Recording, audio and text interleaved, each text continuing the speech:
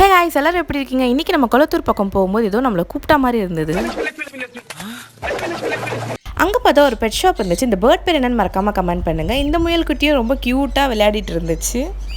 அங்கே யாரோ நம்மளை ரொம்ப நேரமாக கூப்பிட்டே இருந்தாங்க. சரி, நம்மளும் அவன்கிட்ட போகலான்னு போனேன். ஐயோ போச்சே.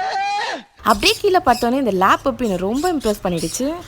நெஞ்சம் இணைந்து பேசிட உலகில் பாஷைகள் எதுவும் தேவையில்லை. நல்லஞ்சக்காரன் அவ்வளவு நேரம் கதறானே, கரையிறானா?